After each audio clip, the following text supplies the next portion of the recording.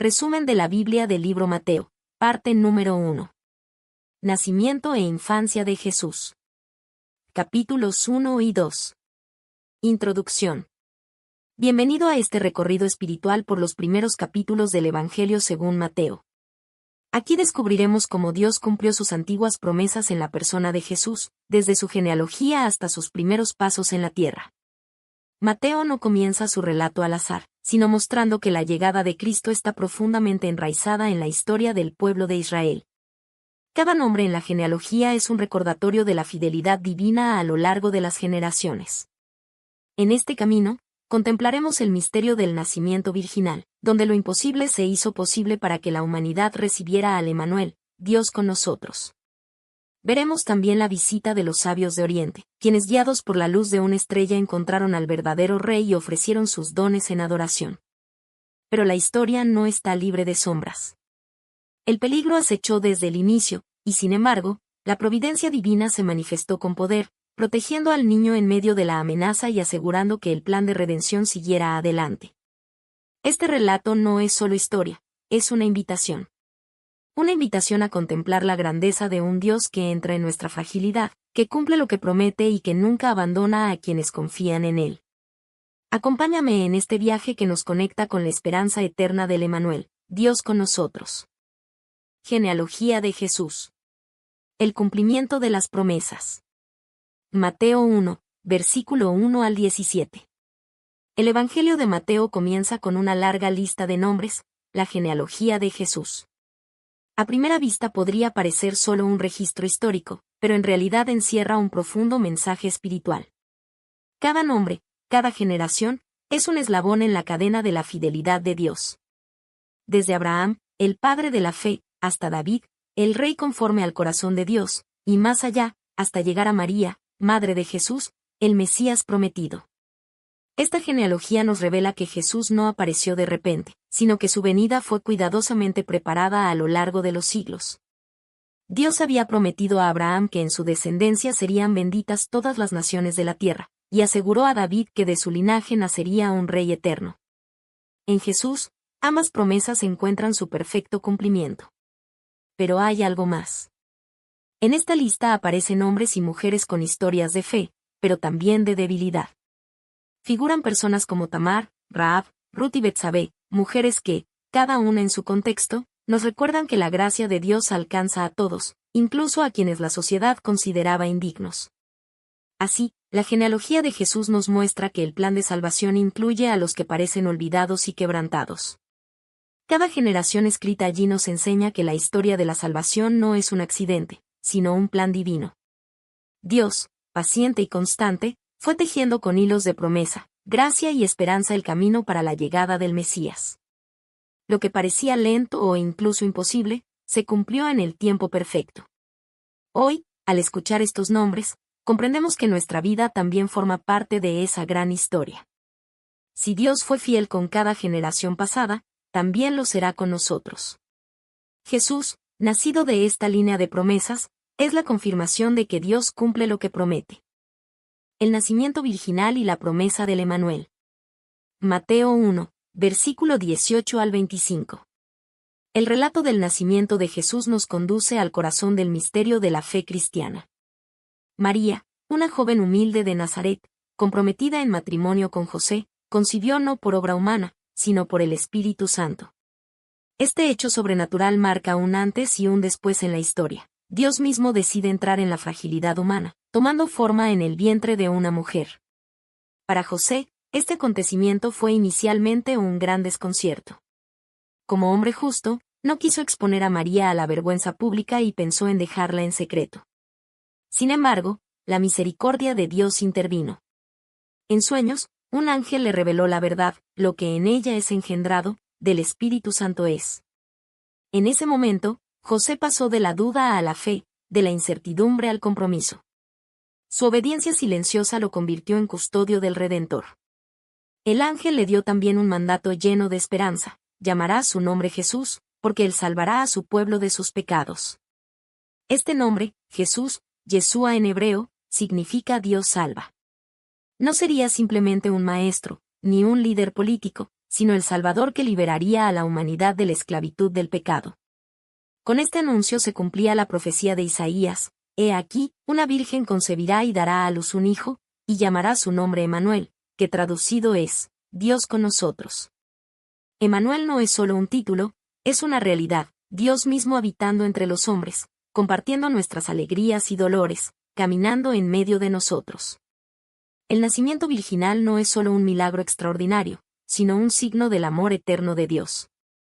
Nos recuerda que la salvación no viene del esfuerzo humano ni de la fuerza de la carne, sino del poder del Espíritu y de la gracia divina. En la sencillez de María y en la obediencia de José vemos reflejada la respuesta que todos estamos llamados a dar: confiar en la palabra de Dios aun cuando no la comprendamos del todo. Así, el Emmanuel, Dios con nosotros, entró a la historia de una manera única e irrepetible.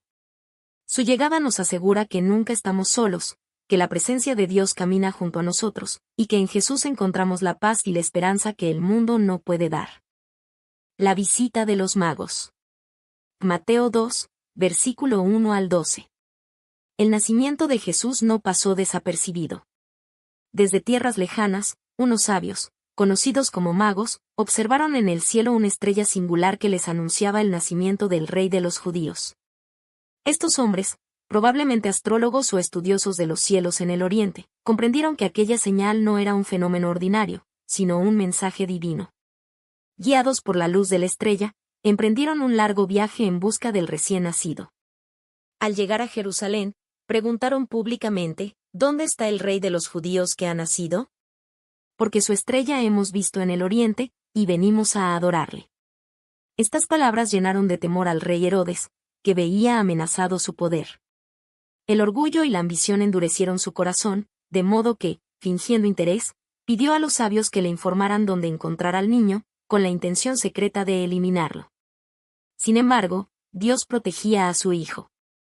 La estrella, que antes había guiado a los magos, reapareció y los condujo con exactitud hasta Belén, donde se hallaba el niño junto a su madre María.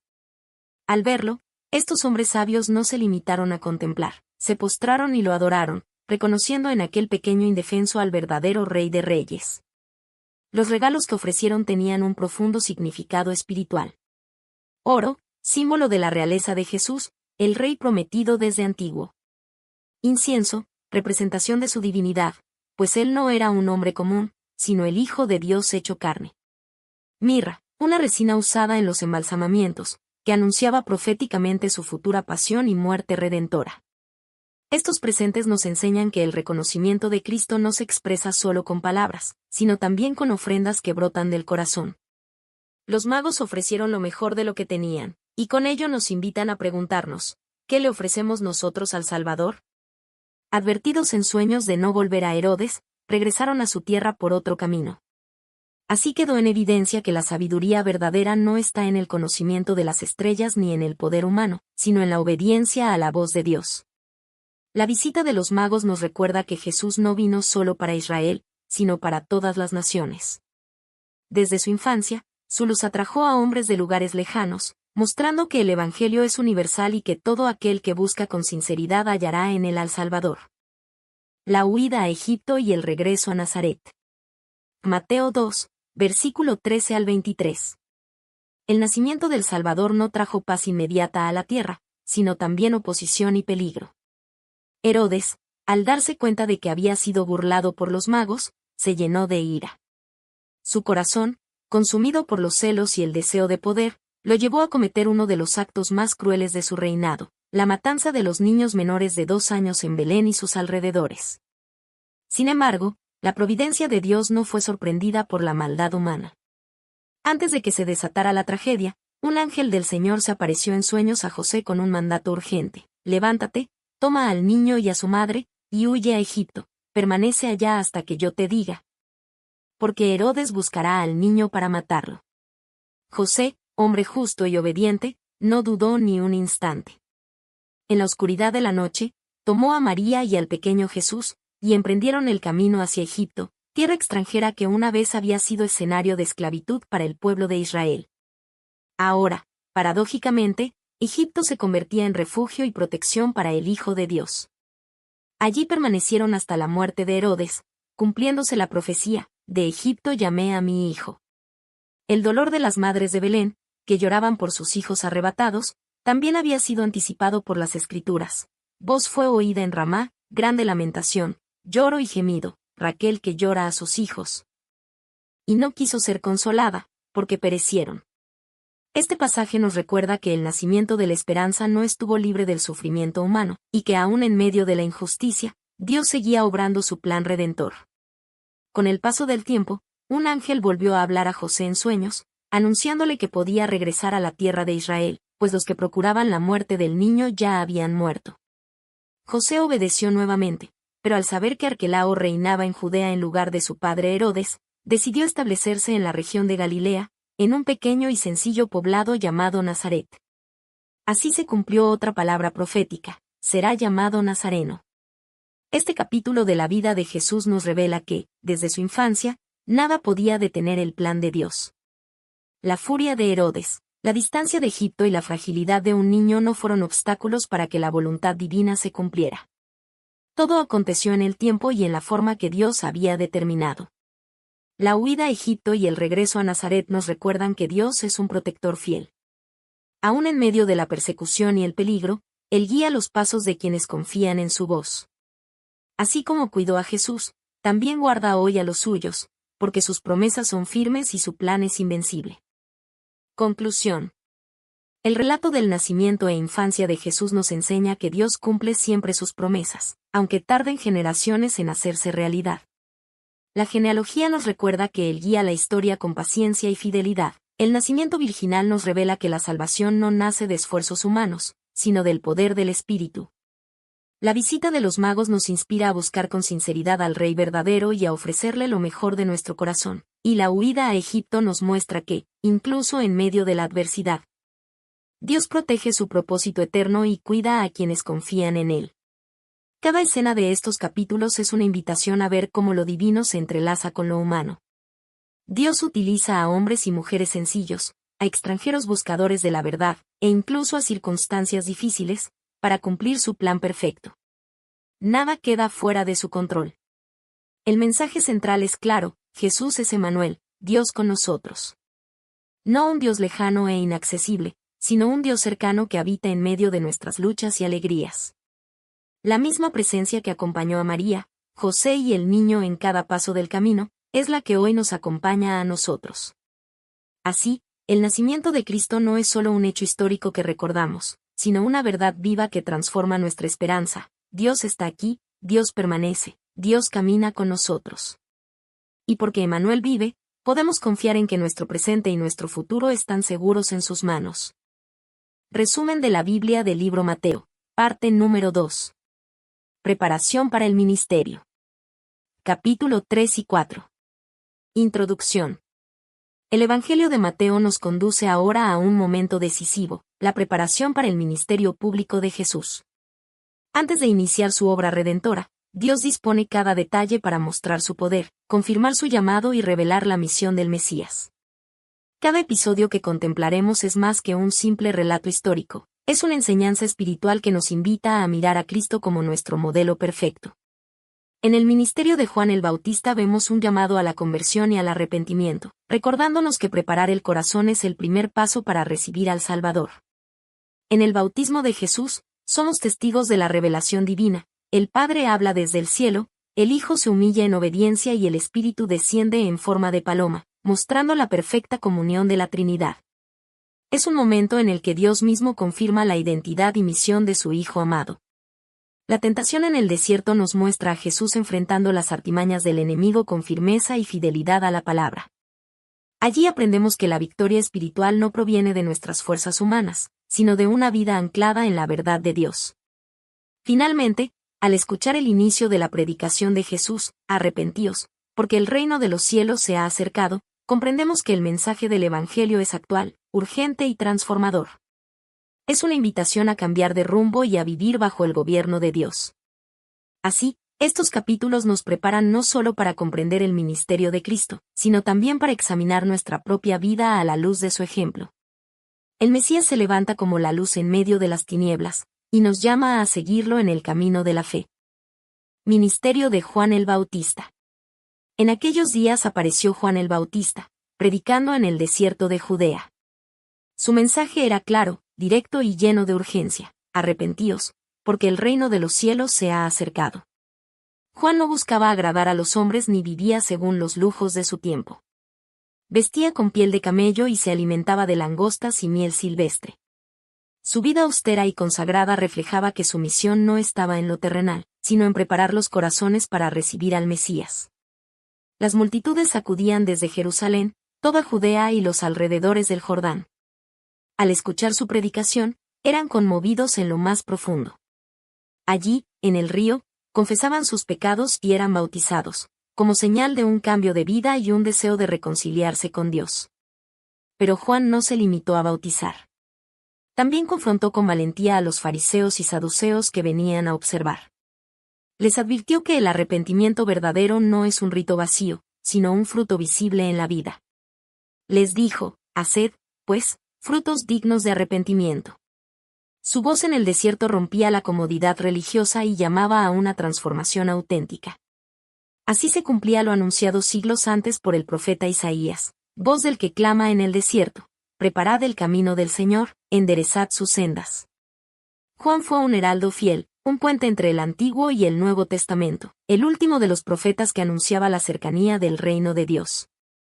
Su ministerio fue una luz que despertó conciencias, un toque de trompeta que sacudió corazones dormidos, preparando al pueblo para encontrarse con aquel que traería la salvación, Jesús, el Cordero de Dios que quita el pecado del mundo. Bautismo de Jesús. Un día señalado en la eternidad, Jesús vino desde Galilea hasta el río Jordán, donde Juan estaba bautizando.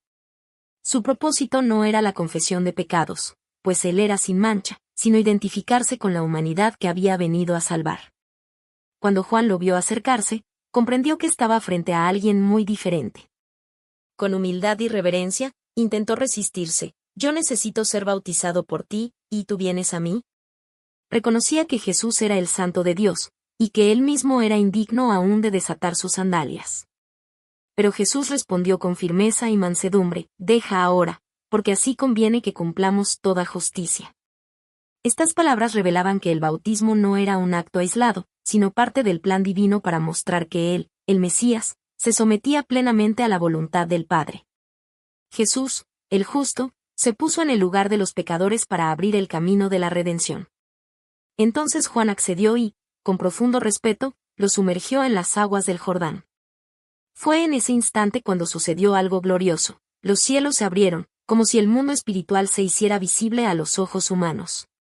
El Espíritu Santo descendió en forma de paloma y se posó sobre Jesús, símbolo de pureza, paz y consagración divina. Y una voz poderosa, la voz del Padre, resonó desde el cielo diciendo: este es mi Hijo amado, en quien tengo complacencia.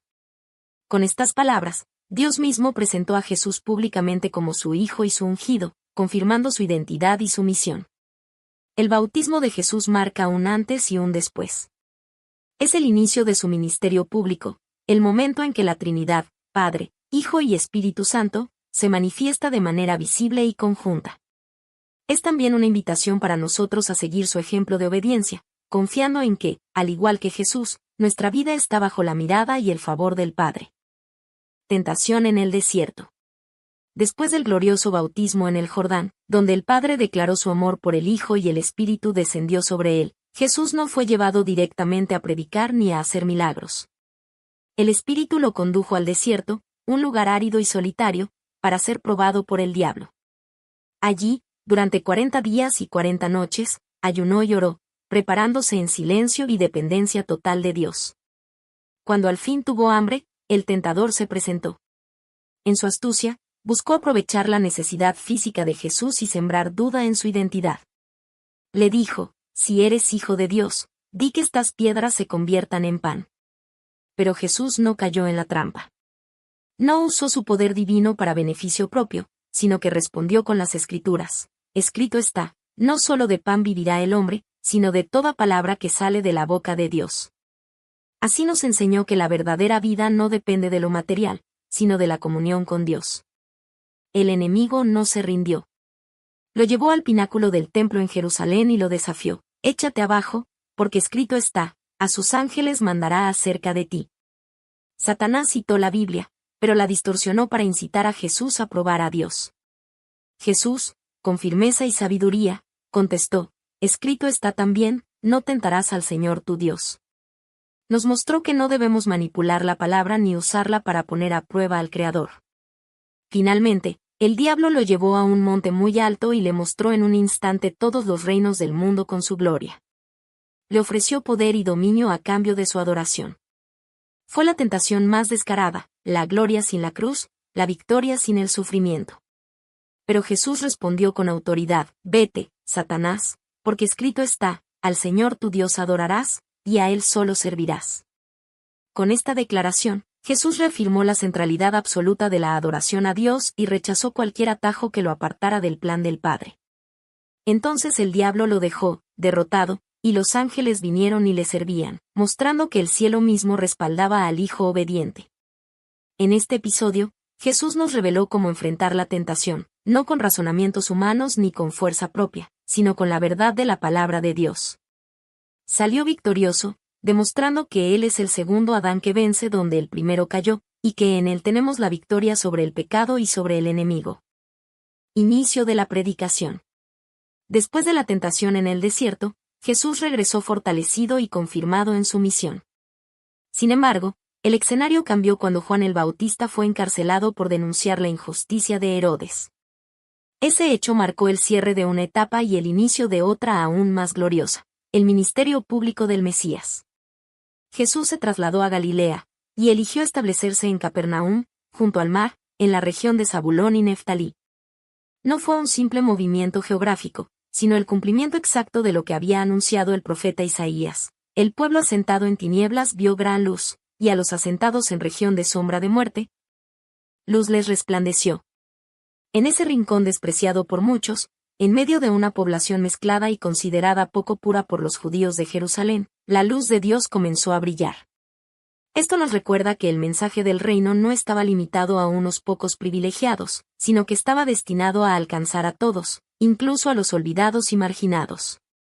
Desde entonces, Jesús empezó a predicar con una claridad contundente y con una urgencia eterna, arrepentíos, porque el reino de los cielos se ha acercado.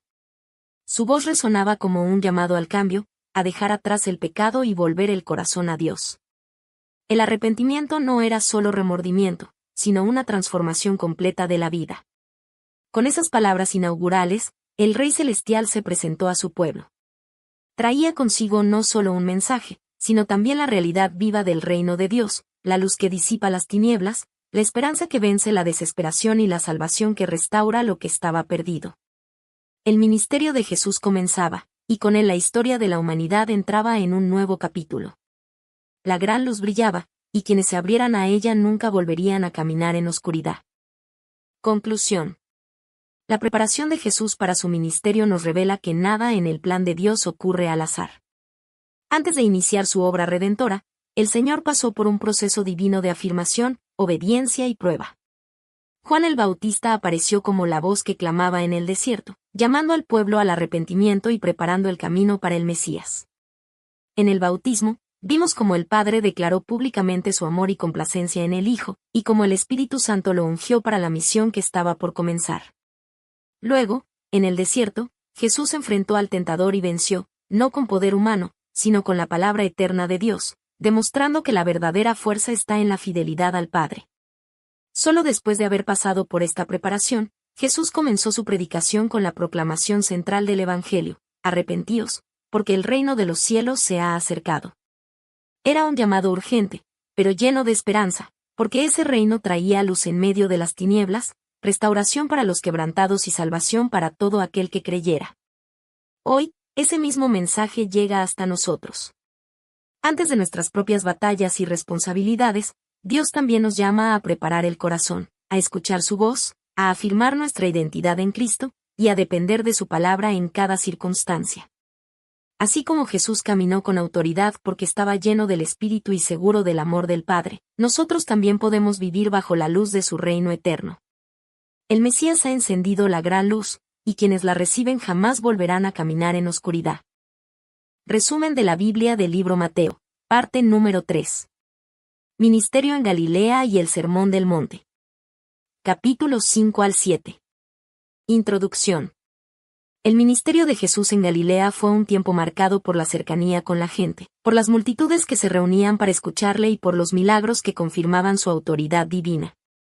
Pero, más allá de los prodigios visibles, Jesús reveló el corazón del Padre, mostrando que el reino de Dios no se edifica sobre poder humano, sino sobre la transformación interior. En medio de este contexto, el Sermón del Monte ocupa un lugar central. Allí, sentado en un monte como un maestro celestial, Jesús abrió su boca y pronunció palabras que hasta hoy siguen siendo luz y guía para la humanidad. No fueron simples discursos, sino un retrato del estilo de vida del reino, donde la verdadera grandeza se encuentra en la humildad, donde la justicia comienza en el corazón, y donde la oración se convierte en un puente de confianza entre Dios y sus hijos. En este mensaje descubrimos las bienaventuranzas, que nos enseñan el camino de la verdadera felicidad, la enseñanza sobre la ley, que nos invita a vivir con sinceridad y pureza, el modelo de oración, que nos acerca al Padre con confianza filial, y el llamado supremo a la perfección en el amor, que nos convierte en reflejo del carácter divino.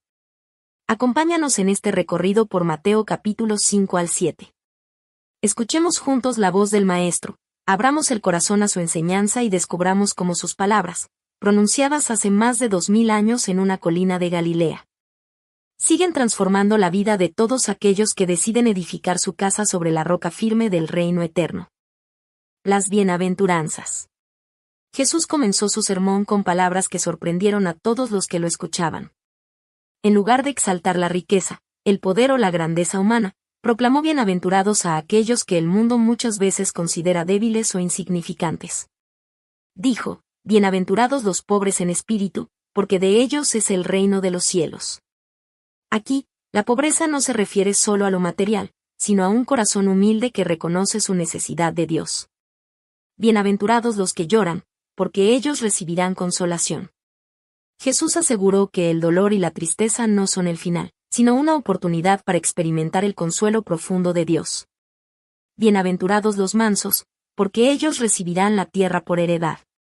La verdadera fuerza se encuentra en la mansedumbre, en un espíritu que confía en Dios sin necesidad de imponerse con violencia. Bienaventurados los que tienen hambre y sed de justicia, porque ellos serán saciados. Aquí Jesús honra a quienes anhelan la rectitud y la verdad, prometiéndoles que Dios mismo llenará sus corazones. Bienaventurados los misericordiosos, porque ellos alcanzarán misericordia.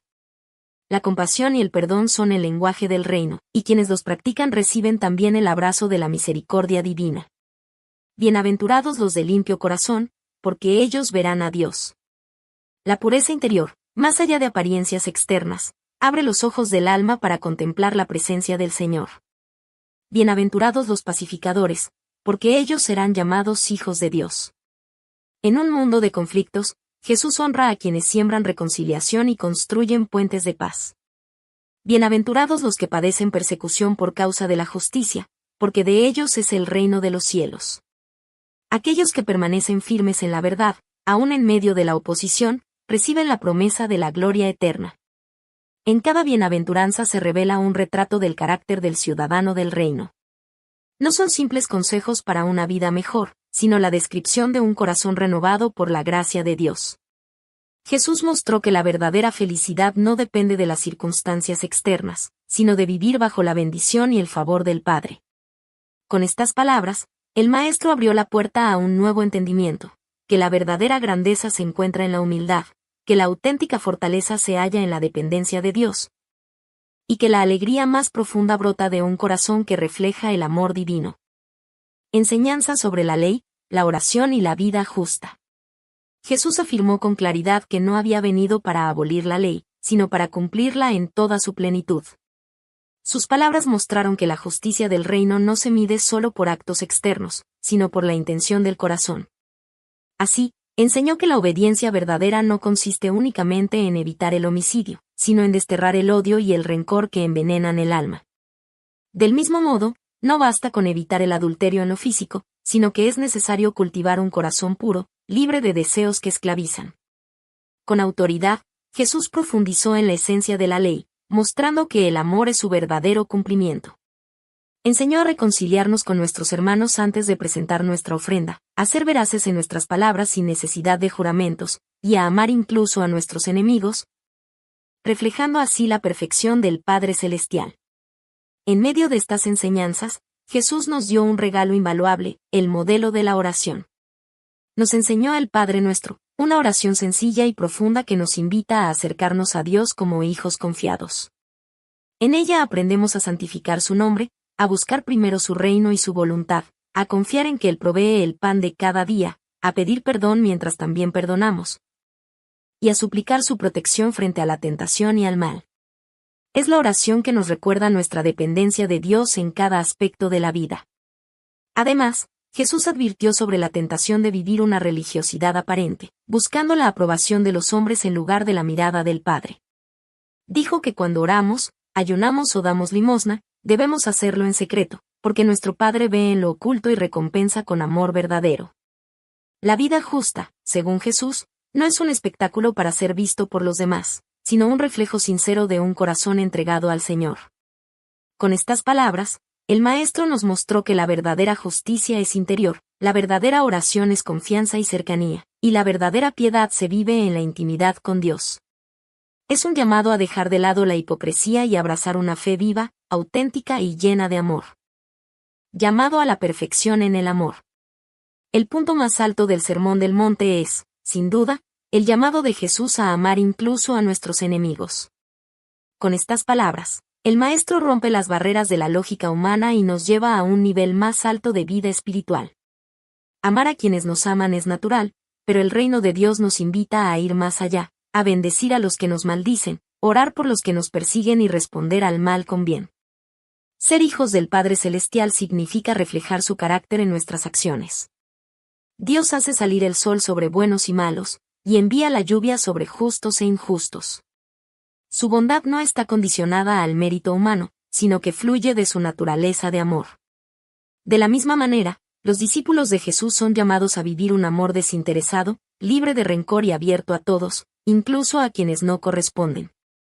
Cuando Jesús dijo, «Sed, pues, perfectos, como vuestro Padre Celestial es perfecto», no hablaba de alcanzar una perfección sin errores ni fallas humanas, sino de caminar hacia una plenitud de amor que refleje el corazón del Padre.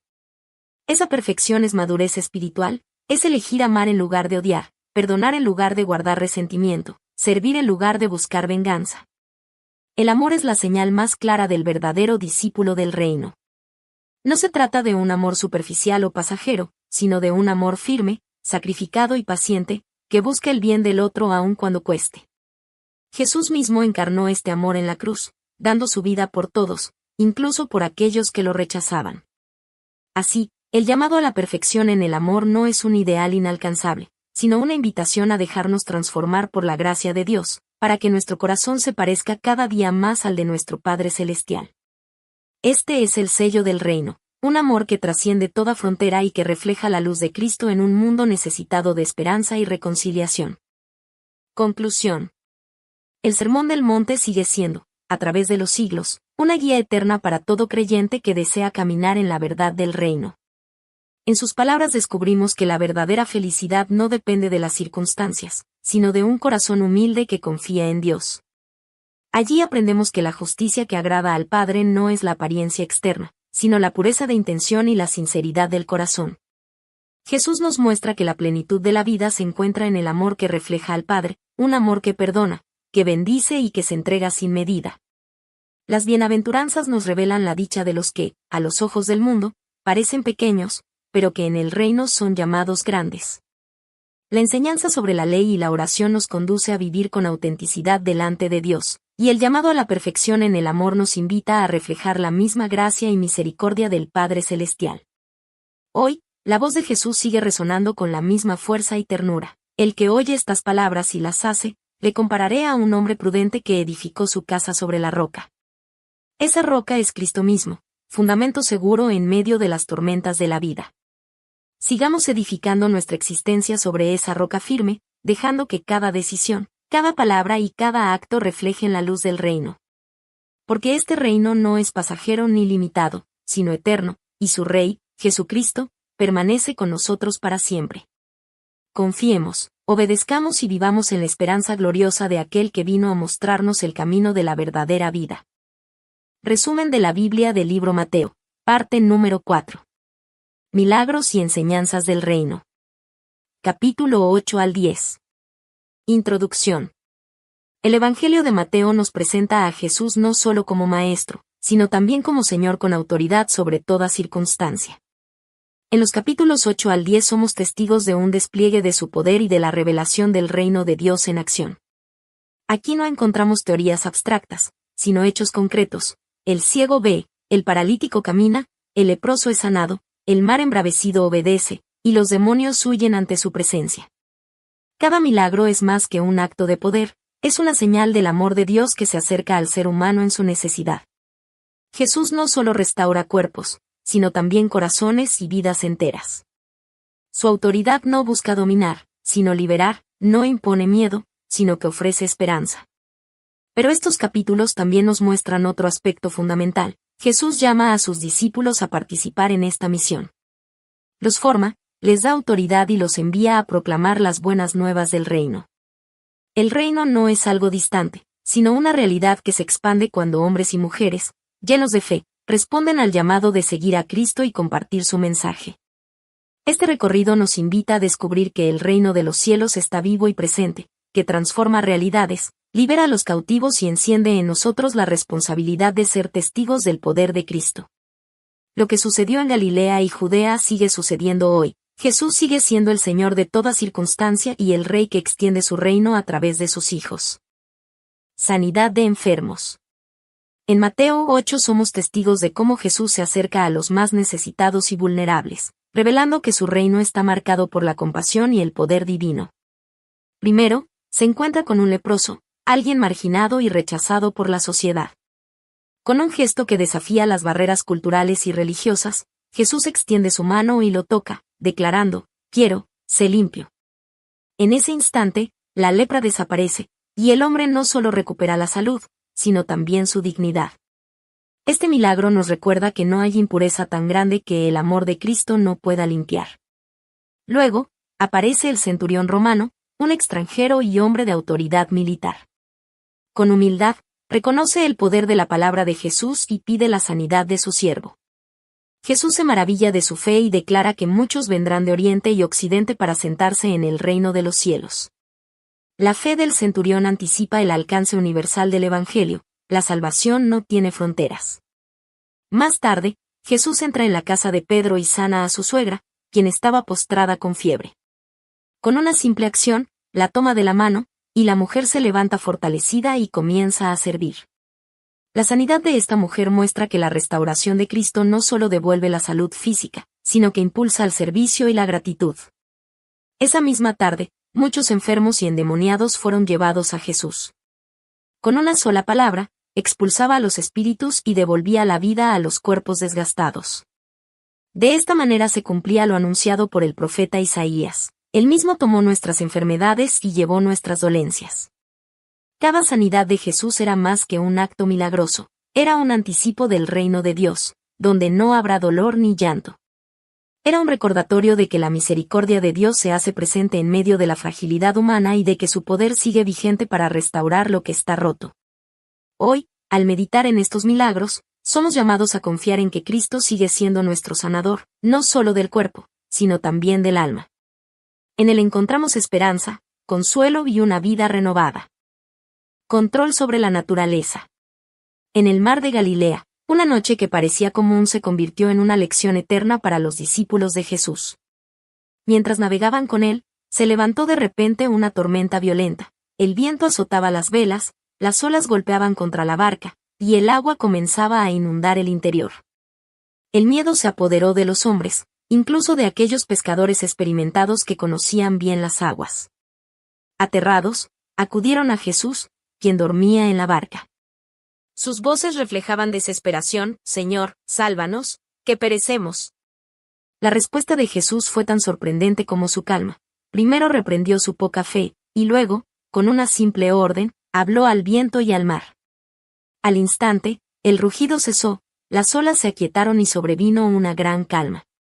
El asombro llenó los corazones de los discípulos, quienes murmuraban entre sí, ¿qué hombre es este, que aun los vientos y el mar le obedecen? En ese momento comprendieron que estaban ante alguien que no solo tenía poder sobre la enfermedad y los espíritus, sino también sobre la creación misma. Este milagro no fue solo un acto de autoridad sobre la naturaleza, sino también una enseñanza espiritual. Jesús mostró que, así como Él calma las aguas del mar, también tiene el poder de traer paz a los corazones agitados por el miedo, la duda y la ansiedad. Las tormentas de la vida pueden parecer incontrolables, pero con Cristo en la barca, nunca estamos a la deriva. Cada ola que se detuvo aquella noche se convirtió en un recordatorio de que la autoridad de Jesús no tiene límites. Él es el Señor del universo, el Creador hecho hombre, aquel en quien habita la plenitud del poder divino. Hoy, este relato nos invita a confiar en que no importa cuán feroces sean las tempestades que enfrentemos, pérdidas, pruebas o incertidumbres, Jesús sigue teniendo el poder de decir, calla, enmudece. Y su palabra es suficiente para traer calma y esperanza a quienes creen en Él. Expulsión de demonios. En la región de Gadara, un lugar marcado por la oscuridad y el miedo, Jesús se encontró con 2 hombres atormentados por espíritus malignos. Ellos vivían entre sepulcros, aislados de la sociedad, rechazados por todos y encadenados por una fuerza invisible que los destruía desde dentro.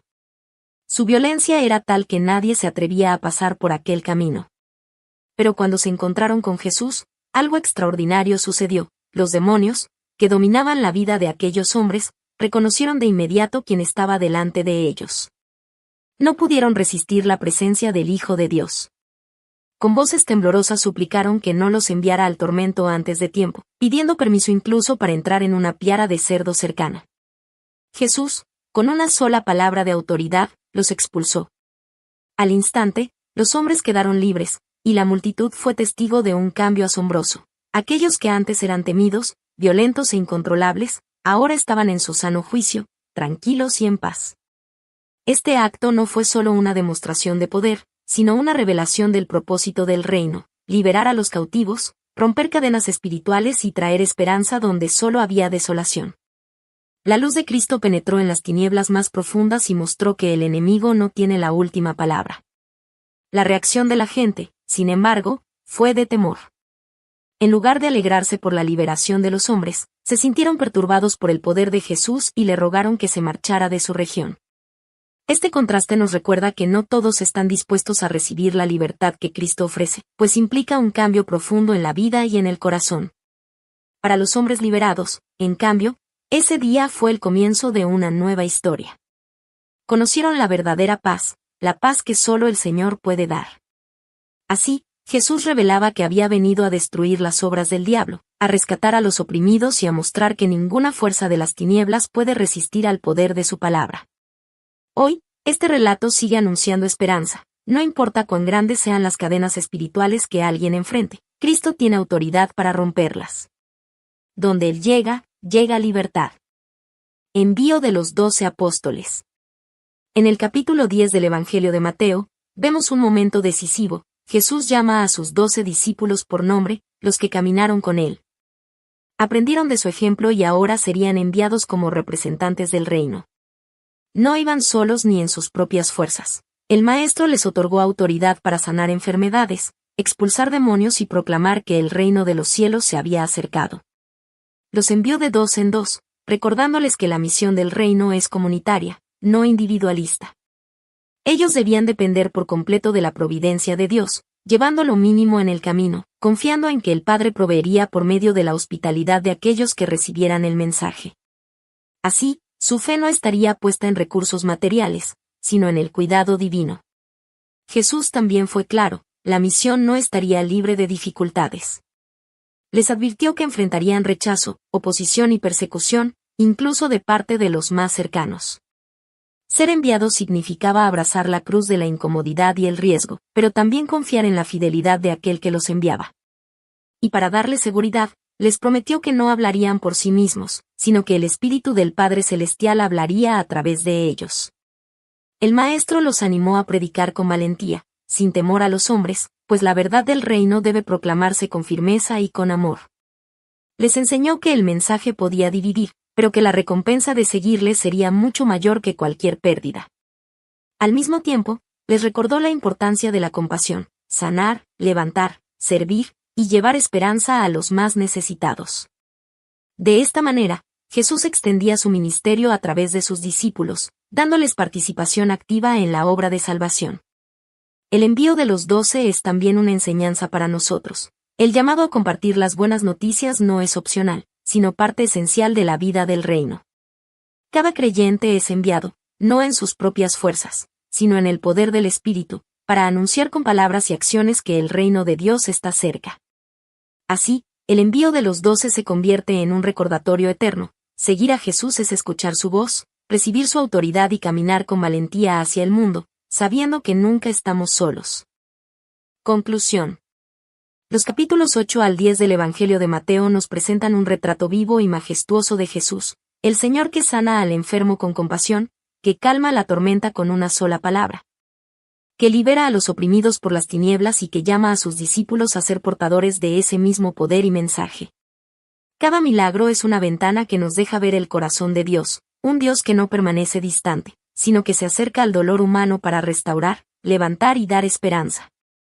Las sanidades nos recuerdan que su misericordia alcanza nuestras debilidades. El control sobre la naturaleza nos asegura que no hay circunstancia fuera de su dominio. Y la expulsión de demonios proclama que la luz de Cristo siempre triunfa sobre las tinieblas. Pero este relato no termina en los milagros. Jesús forma a sus discípulos, les da autoridad y los envía al mundo. El reino de Dios no se limita a las palabras de Jesús ni a sus acciones, sino que se expande a través de aquellos que creen en Él y reciben su espíritu. Ese envío no fue solo para los 12 del primer siglo, sino también para nosotros hoy, llamados a ser testigos vivos de su amor y de su poder transformador. Así, los capítulos 8 al 10 nos invitan a una fe que confía en medio de la tormenta, a una esperanza que espera sanidad y liberación, y a una misión que nos impulsa a llevar la luz de Cristo donde haya necesidad. Sigamos, entonces, confiando en su poder, caminando bajo su autoridad y anunciando con nuestras vidas que Jesús es el Rey que transforma, libera y abre el camino hacia el reino eterno. Un reino que ya está entre nosotros y que nunca tendrá fin. Resumen de la Biblia del libro Mateo, parte número 5. Conflictos y revelación de Jesús como el Cristo. Capítulo 11 al 16. Introducción. En los capítulos 11 al 16 del Evangelio según Mateo, nos encontramos en un punto crucial en el ministerio de Jesús, un momento en el que la luz de su mensaje resplandece con más fuerza. Pero también choca con la dureza de corazones incrédulos. Sus palabras y milagros generaban asombro en algunos, esperanza en otros, pero también rechazo y resistencia en quienes no estaban dispuestos a creer. En este tramo del Evangelio descubrimos cómo Jesús revela con mayor claridad la naturaleza de su reino, un reino que no se mide con parámetros humanos de poder o grandeza, sino que se abre paso en lo secreto. Como una semilla sembrada que crece en silencio, o como un tesoro escondido que transforma la vida de quien lo encuentra. A través de las parábolas, Jesús nos enseña que la verdadera riqueza no está en las posesiones, sino en pertenecer al reino de los cielos. Y finalmente, llegamos a un momento decisivo, la confesión de Pedro en Cesarea de Filipo, donde, inspirado por Dios, reconoce a Jesús como el Cristo, el Hijo del Dios viviente. Este recorrido no es solo una narración del pasado, sino un llamado al presente. Cada parábola, cada advertencia y cada confesión nos invita a examinar nuestro propio corazón y responder a la pregunta más importante que Jesús hizo: ¿y vosotros, quién decís que soy yo? Acompáñame en este viaje espiritual por los capítulos 11 al 16 de Mateo, para descubrir no solo lo que los discípulos comprendieron en ese tiempo, sino también lo que Dios quiere revelar a nuestra vida hoy. Es un camino que nos lleva del rechazo de muchos a la revelación más gloriosa: Jesús es el Cristo, el Salvador del mundo. Rechazo de ciudades incrédulas. En los capítulos del Evangelio según Mateo, encontramos un momento doloroso en el ministerio de Jesús, el rechazo de ciudades que habían sido testigos privilegiadas de su poder y de su amor. Corazín, Betsaida y Capernaum no eran simples pueblos olvidados en la geografía de Galilea, sino escenarios donde la luz del cielo había brillado con intensidad. Allí se habían visto milagros que confirmaban que el reino de Dios estaba entre ellos: enfermos sanados, ciegos que recobraban la vista, y mensajes de vida eterna proclamados con autoridad divina. Sin embargo, el asombro no se tradujo en arrepentimiento. Los corazones permanecieron cerrados, y la incredulidad levantó un muro frente a la gracia. Por eso, con voz de advertencia, Jesús exclamó: «¡Ay de ti, Corazín! ¡Ay de ti, Betsaida! Porque si en Tiro y en Sidón se hubieran hecho los milagros que han sido hechos en vosotras, hace tiempo que en cilicio y ceniza se habrían arrepentido». Estas palabras no fueron solo un reproche, sino también una revelación. El privilegio de recibir la luz trae consigo la responsabilidad de responder a ella. Ver milagros no garantiza la fe. La verdadera fe nace de un corazón humilde y dispuesto a rendirse a Dios.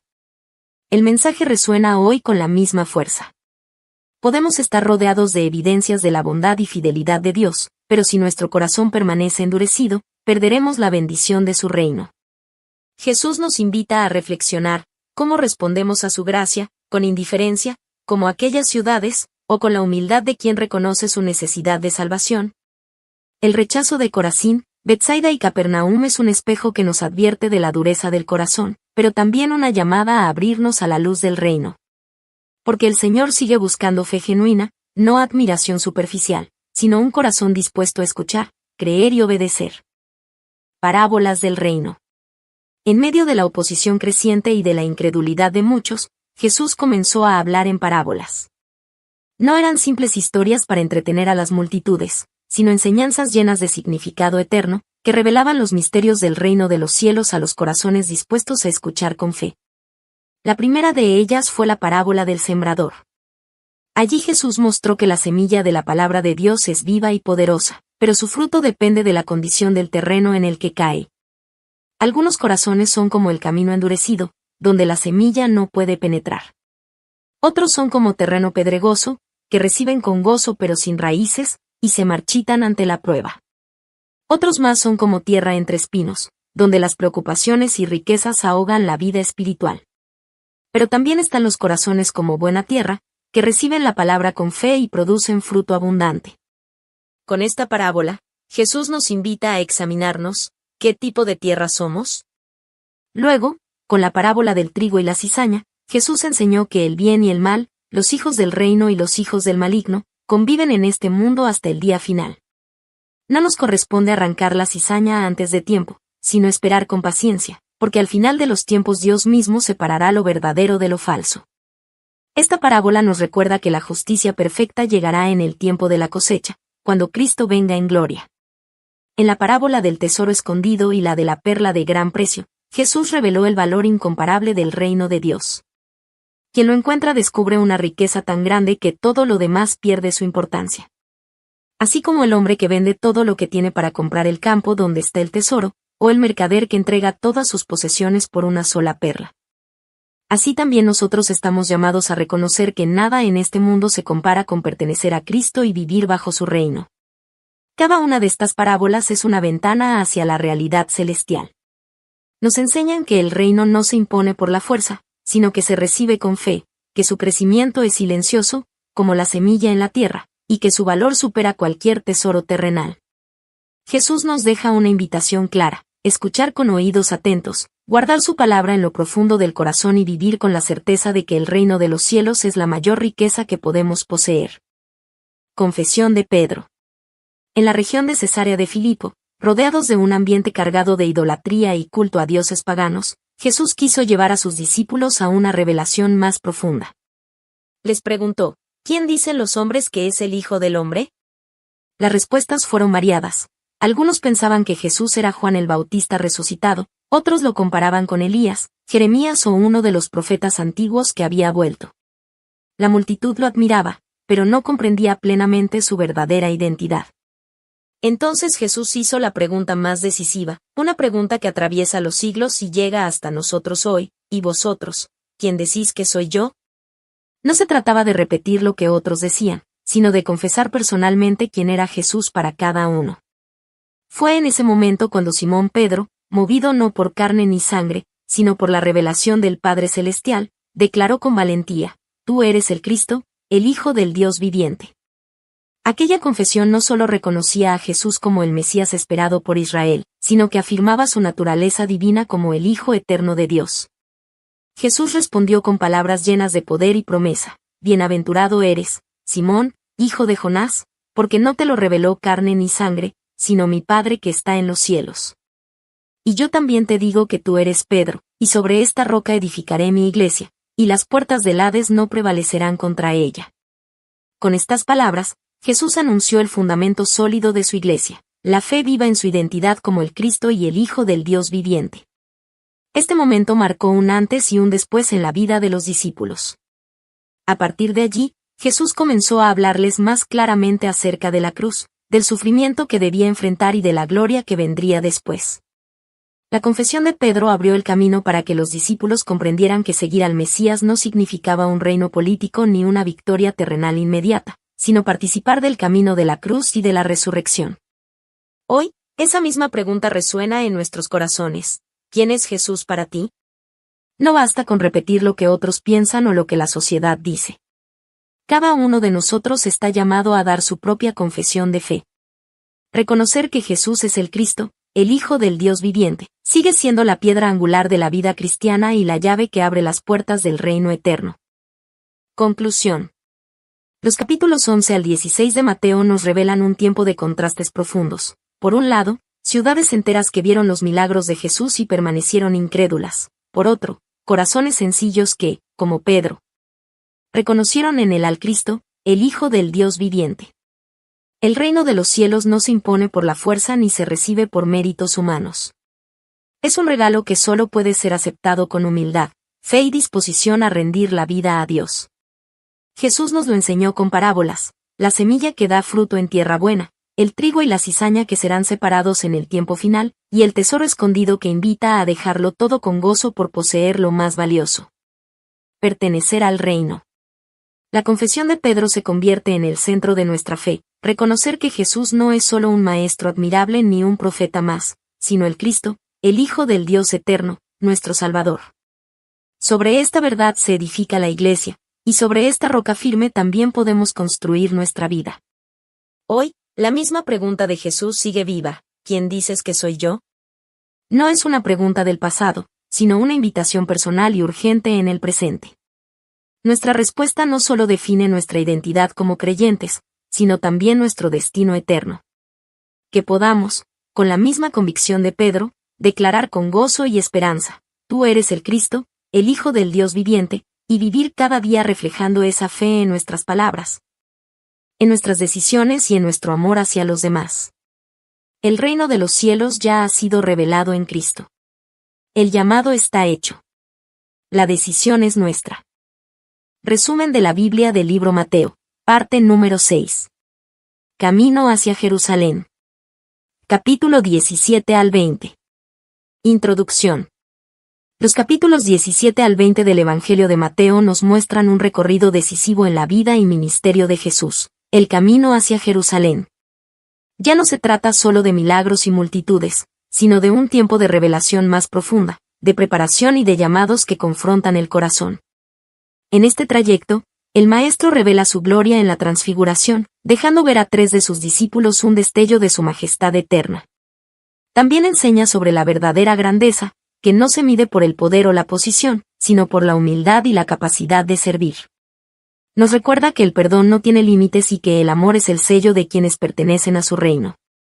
Pero, al mismo tiempo, Jesús anuncia con claridad su pasión y resurrección, habla de su sufrimiento, de la entrega que se aproxima, y de la esperanza gloriosa que vendrá después de la cruz. Todo este camino es una escuela de fe para los discípulos, que aún luchan por comprender el verdadero propósito del Mesías. Es un tiempo de transición, de la admiración de las multitudes a la preparación para el sacrificio supremo, de la enseñanza pública a las revelaciones más íntimas. La cruz se acerca, pero junto a ella también la victoria de la vida eterna. Este recorrido nos invita a caminar con Jesús, a contemplar su gloria, a aprender de su humildad y a confiar en la esperanza que nunca falla. La transfiguración de Jesús. Jesús, sabiendo que el camino hacia Jerusalén se acercaba a su momento más difícil, quiso fortalecer la fe de sus discípulos. Por eso tomó consigo a Pedro, Jacobo y Juan, y los llevó aparte a un monte alto. Allí, en ese lugar apartado del bullicio de la multitud, ocurrió algo extraordinario.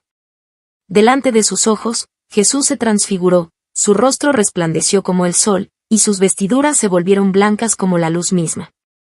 No era un simple destello, sino una revelación de su gloria eterna, oculta hasta entonces en su humanidad. En ese instante, los discípulos fueron testigos de que Jesús no era solo el Maestro que caminaba con ellos, sino también el Hijo de Dios revestido de majestad. De pronto aparecieron Moisés y Elías, conversando con él.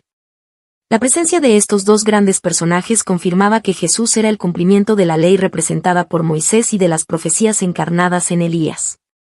Todo el Antiguo Testamento encontraba su plenitud en Cristo. Pedro, lleno de asombro, quiso levantar enramadas para quedarse allí, como si pudiera detener ese momento glorioso. Pero entonces una nube luminosa los envolvió, y del cielo resonó una voz poderosa y clara: «Este es mi Hijo amado, en quien tengo complacencia. Él oíd». Aterrados por aquella voz celestial, los discípulos cayeron rostro en tierra, temblando de miedo. Pero Jesús, con ternura, se acercó, los tocó y les dijo: «Levantaos, no temáis». Cuando levantaron la vista, ya no vieron a Moisés ni a Elías, sino solo a Jesús, recordándoles que todo se centra en él. La transfiguración fue un anticipo de la gloria que vendría después de la cruz. Los discípulos vieron, aunque por un momento, al Cristo resplandeciente y eterno, para que no olvidaran que, aunque se acercaban días de sufrimiento, la victoria final ya estaba asegurada. Era un recordatorio de que el reino de los cielos se abre paso en la historia, y que Jesús es, verdaderamente, el Hijo amado del Padre. Enseñanza sobre humildad, perdón y servicio. En el camino, los discípulos discutían entre sí sobre quién ocuparía el lugar más alto en el reino de los cielos. Jesús, con ternura y sabiduría, tomó a un niño y lo puso en medio de ellos. Con este gesto sencillo pero profundo, enseñó que la verdadera grandeza no está en la ambición ni en la búsqueda de poder, sino en la humildad, en la dependencia de Dios y en la sencillez de corazón. El reino pertenece a quienes se acercan con espíritu humilde, como un niño que confía plenamente en su padre. Más adelante, Pedro preguntó al maestro cuántas veces debía perdonar a su hermano que pecara contra él. Pensando que proponía un número generoso, dijo: ¿hasta 7 veces? Pero Jesús, con una respuesta que rompía los límites humanos, declaró: no te digo hasta 7, sino hasta 70 veces 7. Así reveló que el perdón en el reino de Dios no tiene medida, porque está basado en la gracia divina y no en cálculos humanos. Para ilustrar esta enseñanza, contó la parábola del siervo que, habiendo sido perdonado de una deuda inmensa por su señor, se negó a perdonar a su consiervo una deuda pequeña. Con esta historia, Jesús dejó en claro que quienes reciben misericordia deben también practicarla, de lo contrario, muestran que no han entendido la profundidad del amor de Dios. En diversas ocasiones, Jesús insistió en que en su reino los valores son invertidos, los primeros serán postreros, y los postreros, primeros. Allí, la grandeza no se mide por los títulos ni por el reconocimiento, sino por la disposición de servir. El verdadero honor está en amar, en entregarse y en poner las necesidades de los demás antes que las propias. Y para que no quedara duda, Jesús resumió con su propio ejemplo: el Hijo del Hombre no vino para ser servido, sino para servir, y para dar su vida en rescate por muchos. Así, él mismo se convirtió en el modelo supremo de humildad, perdón y servicio, invitando a todos sus discípulos a seguir sus pasos con un corazón transformado. Predicciones de su pasión y resurrección. Mientras avanzaba hacia Jerusalén, Jesús comenzó a hablar con mayor claridad a sus discípulos acerca de lo que le esperaba. Ya no lo expresaba en parábolas ni en figuras veladas, sino con palabras directas. El Hijo del Hombre sería entregado en manos de los hombres, sufriría rechazo y burlas, sería condenado a muerte. Pero al tercer día resucitaría. Los discípulos escuchaban, pero sus corazones estaban turbados. Para ellos, el Mesías era sinónimo de triunfo, de restauración visible, de gloria terrenal. No podían concebir que el camino hacia la victoria pasara primero por el dolor de la cruz. Algunos reaccionaron con tristeza, otros con desconcierto, y otros, como Pedro en una ocasión anterior, intentaron apartar esa idea. Sin embargo, Jesús reafirmaba que esta entrega no era un accidente ni un fracaso, sino parte del plan eterno de Dios para la salvación del mundo. Cada anuncio de su pasión llevaba consigo una enseñanza de esperanza. No se trataba solo de hablar del sufrimiento, sino de mostrar que después de la oscuridad vendría la luz, después de la cruz vendría la resurrección, y después de la muerte vendría la vida eterna. Jesús preparaba a sus discípulos para que, cuando llegara la hora de la prueba, pudieran recordar sus palabras y comprender que nada ocurría fuera del propósito divino. En estos anuncios se entrelazan dos realidades: el dolor profundo de un sacrificio voluntario y la esperanza inmensa de una victoria definitiva. La pasión no era el final de la historia, sino el inicio de la redención. La cruz, que parecía signo de derrota, se convertiría en el mayor símbolo de amor, y la tumba vacía sería la proclamación eterna de que la vida triunfa sobre la muerte. Así, con voz firme y mirada llena de compasión, Jesús les enseñaba que el camino del reino no es de poder humano, sino de entrega, no es de dominio, sino de servicio, no es de evasión del sufrimiento, sino de confianza en que, después del dolor, Dios siempre tiene preparada la resurrección gloriosa. Conclusión.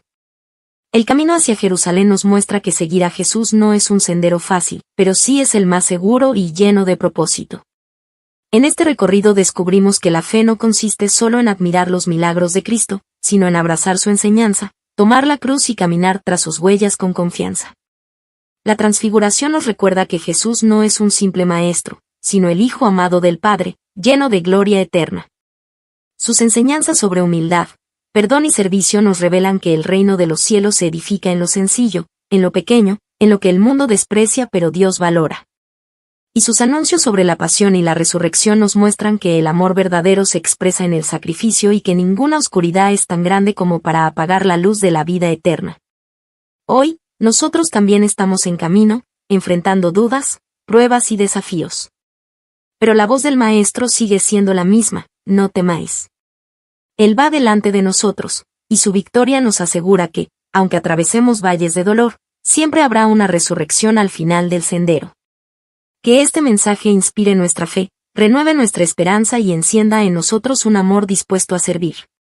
Que, al igual que los discípulos, podamos decir con convicción: tú eres el Cristo, el Hijo del Dios viviente, y caminar con gozo hacia la vida eterna que solo Él puede dar. Resumen de la Biblia del libro Mateo, parte número 7. Ministerio en Jerusalén. Capítulo 21 al 25. Introducción. En los capítulos 21 al 25 del Evangelio según Mateo, somos testigos de los últimos días del ministerio público de Jesús en Jerusalén, la ciudad donde convergen las promesas y los planes eternos de Dios. Cada paso, cada palabra y cada acción del Maestro en este lugar sagrado tienen un peso profético y revelan con mayor claridad su identidad como el Mesías prometido. Lo contemplamos entrando como rey humilde en la entrada triunfal, cumpliendo las Escrituras y mostrando que su reino no se funda en la fuerza de las armas, sino en la mansedumbre y la paz. Lo vemos purificar el templo con autoridad divina, recordando que la casa de Dios es un lugar de encuentro santo, no de corrupción ni de negocio. A través de parábolas profundas, Jesús abre los misterios del reino y confronta a los corazones endurecidos, enseñando que la verdadera justicia no se basa en apariencias externas, sino en una vida transformada por la obediencia y el amor. Y en el Monte de los Olivos, con palabras solemnes, anuncia a sus discípulos las señales del fin y su gloriosa segunda venida, llamándolos, y también a nosotros, a vivir con fe, vigilancia y esperanza. Este recorrido es más que una narración histórica, es un llamado personal. Nos invita a abrir el corazón, a discernir los tiempos, a permanecer firmes en la fe y a reconocer en Jesús no solo al Maestro, sino al Señor de la historia, el Rey eterno que vendrá con poder y gloria. La entrada triunfal. Al acercarse a Jerusalén, Jesús pidió a 2 de sus discípulos que le trajeran un asna y su pollino. Con este gesto, cumplía la profecía de Zacarías que anunciaba: «He aquí, tu rey viene a ti, justo y salvador, humilde, y cabalgando sobre un asno». La multitud, al verlo entrar en la ciudad, extendía sus mantos sobre el camino como señal de honor y respeto, mientras otros cortaban ramas de los árboles y las tendían delante de él. Con voces fuertes y llenas de gozo, clamaban: «Hosana al Hijo de David. Bendito el que viene en el nombre del Señor. Hosana en las alturas». La ciudad entera se conmovió. Algunos preguntaban con asombro: ¿quién es este? Y las multitudes respondían: este es Jesús, el profeta de Nazaret de Galilea.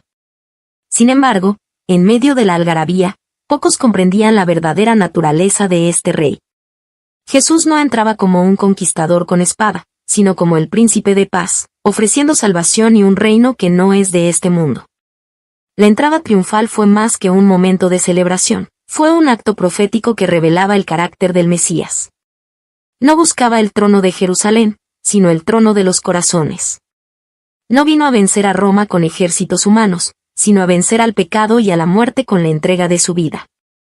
Mientras las multitudes lo aclamaban, el camino hacia la cruz ya estaba marcado. Los mismos labios que gritaban Hosana pronto clamarían y crucifícale.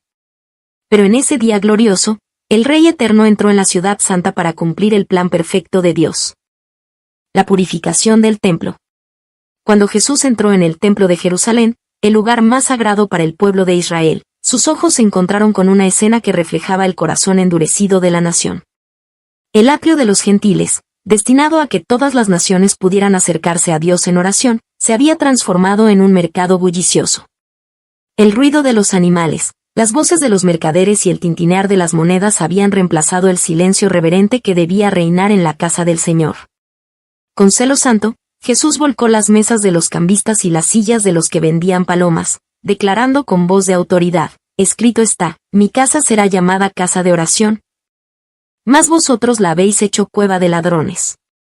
Este acto no fue un arrebato de ira pasajera, sino una proclamación profética contra la corrupción que había contaminado el culto verdadero. Jesús restauraba el propósito original del templo, ser un lugar de encuentro con Dios, no de negocios ni de explotación. En medio de este acto de juicio, se manifestó también la gracia. Los ciegos y los cojos se acercaron a él dentro del templo, y Jesús los sanó, mostrando que el corazón de Dios siempre está abierto para los quebrantados y necesitados. Mientras tanto, los niños clamaban con gozo, Hosana al Hijo de David, reconociendo en Jesús al Rey prometido. Pero el contraste era evidente: mientras los pequeños celebraban con fe sencilla, los líderes religiosos se llenaban de indignación. Aquellos que debían ser los primeros en discernir la presencia del Mesías, endurecieron su corazón y rechazaron al Salvador. En la purificación del templo, vemos tanto el celo de Jesús por la gloria del Padre como su compasión por los humildes. Allí nos recuerda que Dios busca adoradores en espíritu y en verdad, y que su presencia no puede mezclarse con la hipocresía ni con la corrupción. El templo fue limpiado, no solo como un acto físico, sino como un símbolo del reino que Jesús vino a establecer, un pueblo santo, apartado para Dios, donde Él habita con pureza y poder.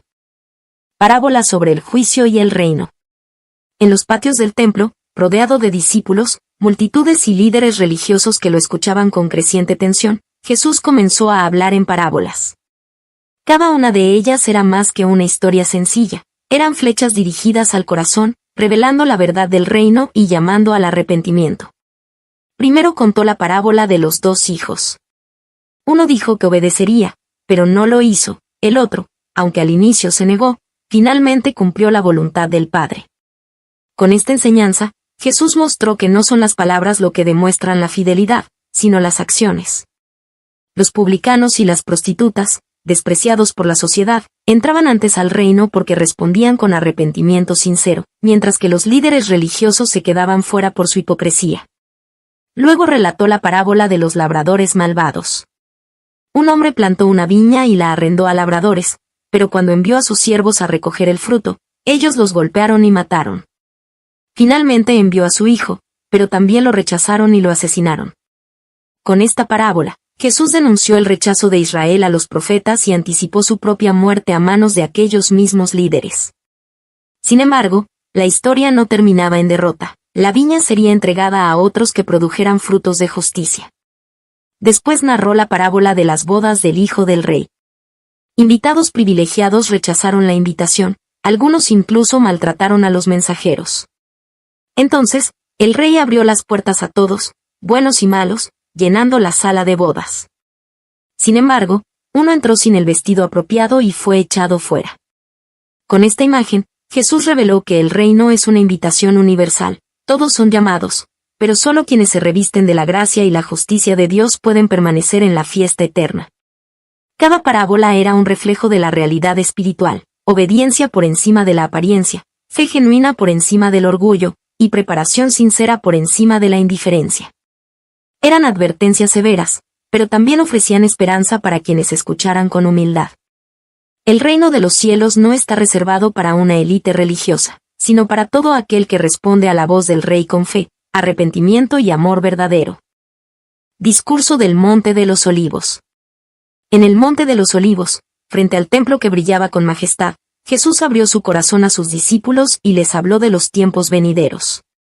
Ellos, inquietos por sus palabras acerca de la destrucción del templo, le preguntaron, ¿cuándo serán estas cosas? ¿Y qué señal habrá de tu venida y del fin del siglo? Con solemnidad, Jesús les advirtió de falsos cristos que engañarían a muchos, de rumores de guerras, hambres, terremotos y persecuciones. Pero aclaró que todo esto sería apenas el principio de dolores. El mundo se llenaría de maldad y el amor de muchos se enfriaría, pero también aseguró que el que persevere hasta el fin, éste será salvo.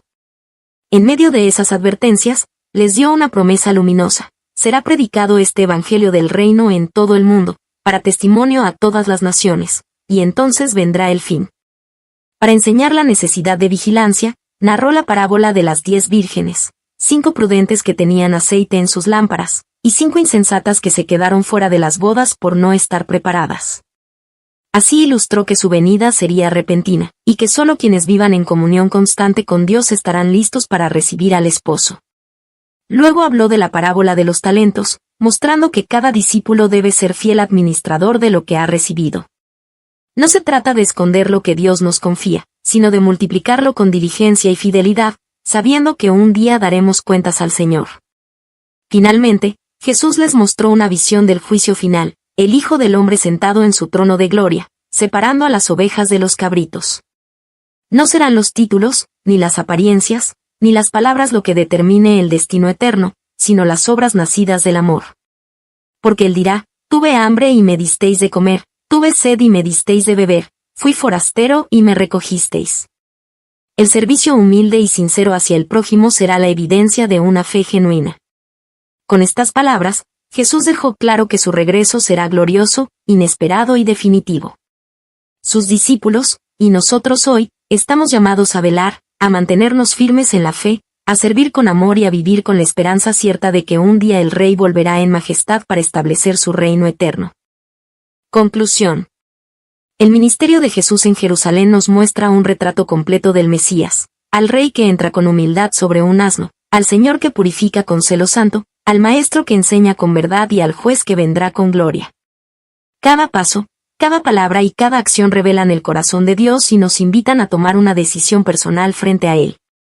La entrada triunfal nos invita a aclamarlo como Rey en nuestra vida, rindiéndole el trono de nuestro corazón. La purificación del templo nos recuerda que el verdadero culto comienza con un corazón limpio y sincero delante de Dios. Las parábolas nos llaman a no conformarnos con palabras vacías, sino a responder con fe viva y obediencia constante.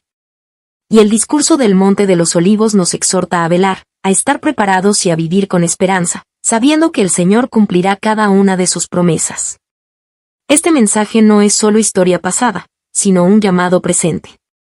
Hoy, igual que entonces, Jesús sigue extendiendo su mano y preguntando, ¿estás listo para recibirme? ¿Estás preparado para el día en que el Hijo del Hombre venga en su gloria? La respuesta no se mide en teorías ni en rituales, sino en una vida que confía, ama y espera. Porque quienes reconocen a Jesús como Salvador y viven en la luz de su reino, encontrarán en Él no solo al Juez, sino al amigo fiel, al Pastor tierno y al Redentor eterno. Así, la invitación de Jerusalén sigue vigente para nosotros: abrir las puertas de nuestro corazón y clamar con fe y esperanza, Hosana al Hijo de David, bendito el que viene en el nombre del Señor. Resumen de la Biblia del libro Mateo, parte número 8. Pasión y Resurrección. Capítulo 26 al 28. Introducción. En los capítulos finales del Evangelio según Mateo, contemplamos el corazón del mensaje cristiano, la pasión, muerte y resurrección de nuestro Señor Jesucristo. Este relato no es solo la narración de los últimos días de Jesús en la tierra, sino el clímax de toda la historia de la redención. En cada detalle se cumple lo anunciado por los profetas, y en cada paso se revela el amor eterno de Dios hacia la humanidad. Desde la última cena, donde instituyó un nuevo pacto de gracia y comunión, hasta el arresto y juicio injusto, vemos a Jesús entregarse voluntariamente por amor. En la cruz, el inocente cargó con el pecado del mundo, y en la resurrección, venció al enemigo final, la muerte. La tumba vacía se convierte en el mayor signo de esperanza, y sus apariciones a los discípulos confirman que la vida triunfa sobre las tinieblas. Finalmente, con la Gran Comisión, el Señor confía a sus seguidores la misión de extender su mensaje hasta los confines de la tierra, asegurando que Él estará con ellos todos los días hasta el fin. Este es un relato que trasciende el tiempo. Nos invita a caminar junto a Jesús en su sufrimiento, a experimentar la gloria de su resurrección y a recibir el llamado de ser testigos de su reino en todo el mundo. La última cena e institución de la Cena del Señor. En la víspera de su pasión, Jesús se reunió con sus discípulos en un aposento alto para celebrar la Pascua. Era una noche cargada de simbolismo. El pueblo recordaba la liberación de Egipto, mientras el verdadero Cordero de Dios se preparaba para entregar su vida por la libertad definitiva del pecado. Durante la cena, Jesús tomó el pan, lo partió y lo entregó diciendo: «Tomad, comed, esto es mi cuerpo». Luego tomó la copa, y después de dar gracias, dijo: «Bebed de ella todos, porque esto es mi sangre del nuevo pacto, que por muchos es derramada para remisión de los pecados». Con este gesto solemne instituyó la Cena del Señor, estableciendo un pacto eterno de gracia y reconciliación entre Dios y la humanidad. Pero no solo hubo palabras, sino también acciones de profundo amor. Jesús, el Maestro y Señor, se ciñó una toalla y lavó los pies de sus discípulos, mostrando que la verdadera grandeza no está en el poder ni en los honores, sino en la humildad y el servicio. Con este acto, enseñó que quien quiere ser grande en su reino debe hacerse siervo de todos.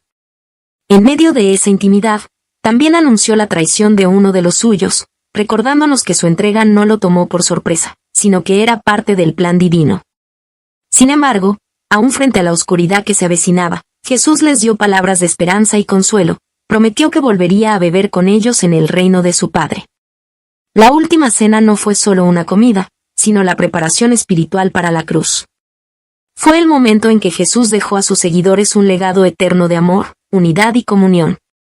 Cada vez que el pan y la copa son compartidos, la Iglesia recuerda su sacrificio, proclama su muerte y celebra la victoria de la vida nueva en Cristo. Arresto, juicio y crucifixión. Después de la intensa oración en Getsemaní, donde Jesús sudó como grandes gotas de sangre clamando al Padre, llegó la hora señalada. Judas, uno de los 12, lo traicionó con un beso, y una multitud armada con espadas y palos lo arrestó. Aunque podía haber llamado legiones de ángeles para defenderse, Jesús se entregó voluntariamente, mostrando que su sacrificio no era por debilidad, sino por amor y obediencia al plan de Dios. Fue llevado primero ante el concilio religioso, donde lo acusaron falsamente y lo condenaron por blasfemia, pues había declarado ser el Hijo de Dios. Después, fue entregado a Poncio Pilato, el gobernador romano, quien, aun sabiendo de su inocencia, cedió a la presión de la multitud que clamaba con insistencia: «Crucifícale. Crucifícale». Así, el justo fue condenado a morir como un criminal. Jesús fue escarnecido, vestido con un manto de burla y coronado con espinas. Lo golpearon, lo escupieron y lo ridiculizaron llamándolo rey de los judíos. Luego, cargó su cruz hacia el Gólgota, debilitado por los azotes y el sufrimiento, hasta que obligaron a Simón de Cirene a llevarla por él. Allí, en aquel lugar de suplicio, lo clavaron en el madero junto a 2 malhechores. En la cruz, Jesús soportó el dolor físico y el abandono de los hombres, pero sobre todo llevó el peso del pecado de toda la humanidad. Entre la oscuridad que cubrió la tierra, clamó: Dios mío, ¿por qué me has desamparado?», revelando la profundidad del sacrificio que estaba realizando. Sin embargo, al final proclamó con firmeza: «Consumado es», y entregó su espíritu al Padre. En ese instante, la tierra tembló, las rocas se partieron y el velo del templo se rasgó de arriba abajo, simbolizando que el acceso a Dios ahora estaba abierto por medio de Cristo. Muchos, al presenciar estos acontecimientos, reconocieron la verdad y exclamaron: «Verdaderamente, este era Hijo de Dios». La cruz, lugar de vergüenza y muerte, se convirtió en el altar del sacrificio perfecto. No fue una derrota, sino la victoria del amor que salva. Con su muerte, Jesús selló el nuevo pacto y abrió para siempre el camino de salvación para toda la humanidad. Resurrección y aparición a sus discípulos. Al amanecer del tercer día, cuando aún reinaba la penumbra, un gran terremoto estremeció la tierra. El ángel del Señor descendió del cielo, resplandeciente como un relámpago, y rodó la piedra que sellaba el sepulcro. Los guardias que vigilaban quedaron aterrados, como muertos, ante aquella manifestación gloriosa. Las mujeres que habían seguido a Jesús llegaron con temor y amor, para ungir su cuerpo. Pero en lugar de encontrar un cadáver, recibieron el anuncio más glorioso de la historia: no temáis, sé que buscáis a Jesús, el crucificado. No está aquí, pues ha resucitado, como lo había dicho. Venid, ved el lugar donde fue puesto. La tumba vacía proclamaba la victoria de Cristo sobre el pecado y la muerte. Con el corazón lleno de asombro, las mujeres corrieron a anunciar la noticia a los discípulos. En el camino, el mismo Jesús salió a su encuentro y les dijo: salve. Ellas, con lágrimas de alegría, se postraron y abrazaron sus pies. Él las consoló diciendo: no temáis, id, dad las nuevas a mis hermanos. Más tarde, Jesús apareció a sus discípulos reunidos, mostrándoles sus manos y su costado. La incredulidad se transformó en certeza al ver al resucitado en medio de ellos. Les habló palabras de paz: la paz sea con vosotros, y sopló sobre ellos, preparándolos para la misión que vendría. El resucitado también buscó al que había dudado. Tomás, que no estaba presente en la primera aparición, declaró que no creería hasta ver y tocar las heridas de Jesús. Una semana después, Jesús se presentó y lo invitó a poner sus manos en sus llagas. Ante tal revelación, Tomás confesó con humildad: Señor mío y Dios mío. Cada aparición del Señor transformaba corazones temerosos en testigos valientes. La tristeza se convirtió en gozo, el fracaso en restauración, y la desesperanza en una fe firme e inconmovible. La resurrección de Jesús no fue solo un evento histórico, sino el fundamento de la esperanza cristiana. Con ella se cumplió la promesa de que la vida vencería a la muerte y de que quienes creen en Él también resucitarán para la vida eterna. El Cristo resucitado es la certeza de que el amor de Dios es más fuerte que cualquier tumba y que su victoria es definitiva y eterna. La Gran Comisión. Tras su resurrección gloriosa, Jesús citó a sus discípulos en un monte de Galilea, lugar de encuentros y revelaciones. Allí, rodeados por la memoria de tantas enseñanzas y milagros, los discípulos lo contemplaron vivo y resplandeciente. Algunos adoraron con gozo, mientras otros aún tenían dudas en su corazón. Pero Jesús, con voz firme y llena de autoridad, disipó toda incertidumbre. Toda potestad me es dada en el cielo y en la tierra. Id, pues, y haced discípulos a todas las naciones. Con estas palabras, el Maestro entregó la misión más trascendente de la historia: extender las buenas nuevas de salvación a cada rincón del mundo. La tarea no se limitaba a predicar, sino a formar discípulos, hombres y mujeres transformados por el Evangelio, llamados a vivir y reflejar el carácter de Cristo. Jesús estableció el bautismo como signo de entrada al nuevo pacto, un acto público de fe en el Padre, el Hijo y el Espíritu Santo. Y junto con esto, la enseñanza fiel: transmitir a otros todo lo que Él había mandado, para que su mensaje no quedara en palabras, sino se convirtiera en un estilo de vida. No era una misión sencilla. Implicaba cruzar fronteras, enfrentar persecuciones y superar barreras culturales. Sin embargo, Jesús dio una promesa que sostiene a la Iglesia hasta hoy: yo estoy con vosotros todos los días, hasta el fin del mundo. No envió a sus discípulos solos, les aseguró su presencia constante, su poder y su guía en cada paso. Desde aquel momento, la Gran Comisión se convirtió en la identidad y propósito de la comunidad cristiana. Lo que comenzó con un pequeño grupo en Galilea se extendió por todo el Imperio Romano, alcanzó continentes y hoy continúa llegando a las naciones. La misión sigue viva. Cada creyente es parte de este llamado: ser luz en la oscuridad, anunciar con palabras y hechos que Jesús es el Señor, y llevar esperanza a un mundo necesitado. La Gran Comisión no fue solo un mandato para los primeros discípulos, sino una invitación eterna a todos los que siguen al Cristo resucitado. Hasta que Él vuelva en gloria, la Iglesia sigue caminando bajo esta promesa: su presencia nos acompaña, y su poder nos capacita para cumplir la obra que Él mismo comenzó. Conclusión. La pasión y resurrección de Jesús nos revelan el amor más grande, un amor que no se detuvo ante el sufrimiento ni retrocedió frente a la cruz. Allí, en el madero, el Hijo de Dios cargó con el peso del pecado de la humanidad y abrió el camino hacia la reconciliación con el Padre. Y en la mañana gloriosa de la resurrección, la muerte fue vencida, el sepulcro quedó vacío, y la vida eterna resplandeció como promesa segura para todos los que creen. Cada momento de esta historia nos habla. La última cena nos recuerda que en el pan y el vino encontramos el símbolo vivo de su sacrificio y la invitación a permanecer en comunión con él. La cruz nos revela hasta dónde llega su entrega, un amor que abraza al mundo entero y transforma corazones. La resurrección nos asegura que la victoria no está en la tumba, sino en la vida nueva que Cristo nos regala. Y la Gran Comisión nos llama a ser portadores de esperanza, mensajeros de buenas nuevas, testigos valientes de la verdad que transforma. Hoy, el resucitado sigue presente. Camina con nosotros en cada paso, fortalece nuestra fe en los momentos de prueba, enciende la esperanza en medio de la oscuridad y nos guía a vivir en obediencia. Él nos invita a proclamar, no con temor, sino con gozo y convicción, que Cristo vive y reina por los siglos de los siglos. Su reino no tendrá fin.